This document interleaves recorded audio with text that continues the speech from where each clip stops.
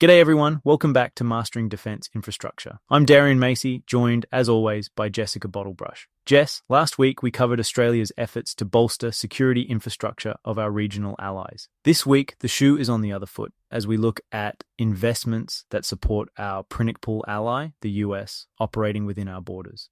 Yeah, that's right, Darian. Today we're zeroing in on the US Force Posture Initiatives, USFPI, those joint projects reshaping supporting the United States military's posture in Northern Australia. Seriously, every time I go back up, there's more American kit arriving. And the context for USFPI, well, it's strategic, right? This isn't just about shiny new runways or more Marines on the ground. Go back to 2011. Prime Minister Gillard and President Obama announced rotational US presence. Then the 2014 Force Posture Agreement. That's the legal backbone. It spells out how the US gets access, how the costs are split. But the key part, no matter who pays to build it, those facilities are still Australian property. That sovereignty piece keeps cropping up, doesn't it? People ask about it at every industry briefing. It's clear. Our rules, our land, but shared access for combined activities. And the cost sharing, that's proportional to each side's use, not just a handout from one government or the other. Exactly. USFPI started off as a Marine rotation at Darwin and Enhanced Air Cooperation. Lots of acronyms, sorry folks. But now it's gone wide. Land, maritime, logistics, and even space. All about deterrence and being able to work together, which, look, as we mentioned a few episodes back, is right in line with the AUKUS story too. It's about building an estate that supports allied operations, not just ours alone. And all of that investment, well, it's not just symbolic.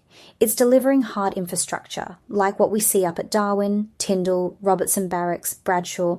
It's joint operations in action. Actually, a lot like we discussed on the AUKUS submarine episode. Only these projects are above ground and already changing how we train, deploy, and work with the US and our regional partners. Yeah, and I mean, if there was ever a moment where the Indo-Pacific focus felt real, this is it. Let's take it to Darwin for a concrete example, Jess. Right, so RAAF Darwin's been an absolute hive of activity over the past 5 years. You've got this new aircraft maintenance support facility, finished in 2019, finally giving shade and serious servicing space for rotations. After that, the new aircraft apron, mess hall, modular living in accommodation, massive jump in capacity for both our people and the US skies during dry season surges. That fuel farm's a big one too. Nova NACAP joint venture built the $76 million bulk fuel storage, 11 tanks tying straight into the base hydrant system. And suddenly, Darwin goes from, we can host a couple squadrons, to we can support 2,500 US Marines plus RAAF assets for months at a time. The scale up is enormous. I still remember seeing those big white tanks for the first time during NT Defence Week. They're hard to miss, and people finally feel like the infrastructure is catching up to equipment numbers. During Talisman Sabre, it was almost comical. You'd see KC-135 tankers, F-35Bs from the US Marines just, sitting out there side by side with RAAF Growlers. I always talk about base morale, but infrastructure really does lift things. The routines, the culture, even the buzz in the mess at dinner time. You're spot on. The expanded parking aprons. Now you can run integrated exercises without worrying about running out of space for heavy jets. Operations tempo for both allies, better disaster response. Everything from humanitarian drop-offs to pilot training gets that little bit easier. And those investments at Darwin is not just about aircraft. It creates jobs locally, contracts for NT companies, like the modular accommodation blocks from Tiwi Partners. There's a multiplier effect in the community, which we sometimes underplay in infrastructure circles. So Darwin's the gateway, but Tindal, well, I'd argue it's Northern Australia's new power projection hub. Let's get into that.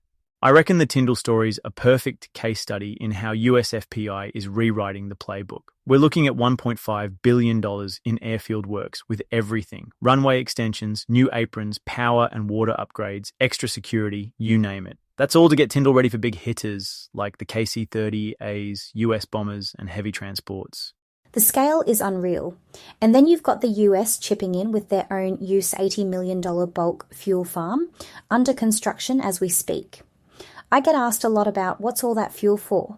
Well, supporting larger numbers of aircraft, longer range sorties, especially with the new plan for US B-52s to deploy regularly out of Tindal. It's next level strategic reach.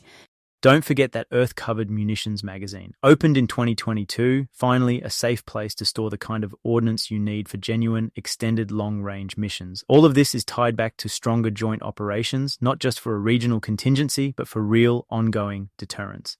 I mean, look at what's on the horizon. The B-52 apron and operations facility, expected to finish up by 2026. 6 big bombers plus all the support facilities. If you'd mentioned this 10 years ago, people would have laughed. But now it's baked into the plans. So much so that sometimes you have to stop and ask, are we keeping up with the pace of change operationally? Yeah, Tyndall's not just about the flying stuff either. The upgrades trigger supply chain activity down the Stewart. Catherine suddenly finds itself on procurement maps. It's not just an airbase in the bush anymore. It's a linchpin for Australia's northern air power posture. And the flow on for industry is huge. But let's pivot. Land forces need upgrades too. Robertson Barracks, that's another textbook transformation. So at Robertson, the $389 million base improvements project, huge step up. New accommodation blocks, a mess and kitchen complex, gym, rec spaces, upgraded power and comms. The old buildings from the 90s just couldn't cut it with 2,000 plus US Marines every dry season, plus our own folks. We talk a lot about world-class joint land forces base. This is what that means. They're setting Robertson up so it can absorb bigger Marine rotational force Darwin contingents. And it's scalable. Mess facilities, living in, the works. It means safer, healthier deployments and less operational disruption as rotations swing up or down. From my side, I always found the environmental side interesting, let's say, at Robertson. Balancing heritage values with the sheer urgency of delivery, never simple. I remember the push-pull between the project managers and the heritage consultants. Can we get this kitchen complex approved before dry season? Yes, if you don't dig an extra car park near the old ammunition magazine. I use it as a case study in every training session now.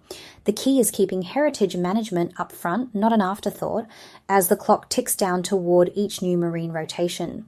I mean, that's the real-world tension in defence projects, right there. It's not just building for capability. It's navigating the intersection of legacy, environment, and tight windows for delivery. We saw similar issues back in episode 7 when we talked about Army modernisation. But here, the scale and urgency is dialed way up. And you can see the difference those upgrades make, not just for joint exercises, but for the whole future of co-location between our Army and US forces. Now, if you want to talk future-focused, let's get into Bradshaw and the absolute reinvention happening out there.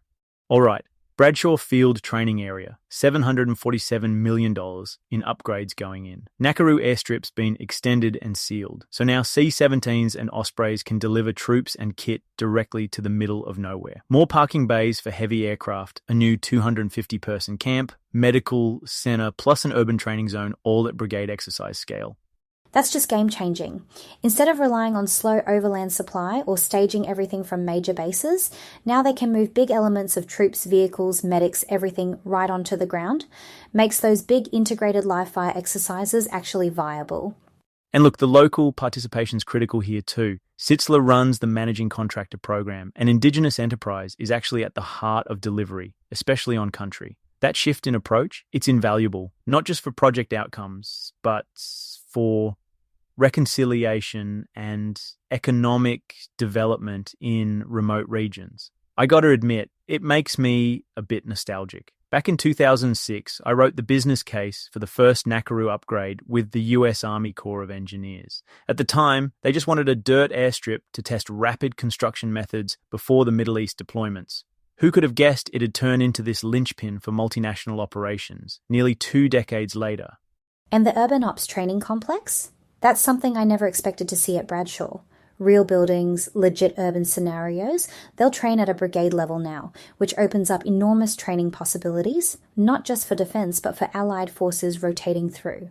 It all feeds back to that theme. Integrated, scalable, real-world infrastructure with the local industry and traditional owners delivering the works. Gives us some confidence for future projects, but, delivering all this, that's a science in itself. Yeah, so let's get into the how. Because this is where a lot of listeners have questions. With so much activity, Defence uses those managing contractor models a lot. DPMC, the Defence Infrastructure Panel for major construction, came in to streamline big projects. If you're pre-qualified, it's a direct shot at the 200 million plus works, like those at Robertson and Tindal. And there's a dual track, right? When it's US funded, like Tindal's fuel farm or that Darwin fuel tank project, delivery often goes through NAVFAC, the US Naval Facilities Engineering Systems Command. Those tenders turn up on sam.gov, which, and I always mix this up, is like the state's version of Austender in a way. Australian subs can still team up under US funded jobs, like Nova NACAP did for the fuel farms, or CC Pines did with SLS Co for the RAAF Darwin stuff. Best advice, early engagement. Know your contractor panels, show up to defence briefings and get your disc clearances sorted so you can actually pitch when tender rounds drop. And if you're not on a defence panel, partner with someone who is. No point sitting it out. Absolutely. The local multiplier matters too, and it's not just about construction. It's high-value program management, environmental approvals, landscape architects, heritage, logistics. If you look at what's coming down the pipeline, future upgrades at RAAF Curtin, Sherga, more US FPI stuff, there's work for years provided you're strategic about it. And don't forget to jump on Austender for the Australian opportunities, but keep one eye on sam.gov if US money's paying for the new works. That's how you find those NAV FASI-led contracts. Next week, we'll actually swing south for our last episode of this course, digging into the Australia-Singapore Military Training Initiative, which honestly is a whole separate world of project delivery complexity. Looking forward to that. Jess, thanks as always for your take. Great stories and actual on-the-ground experience. Thanks to our listeners for sticking with us through the weeds. If you've got follow-up questions or want to bounce ideas around, get in touch over DECnet. This is why we built the network. See you next time on Mastering Defence Infrastructure. Thanks, Darian, and cheers everyone. Hang in there for one more episode. It's a big one. Catch you soon.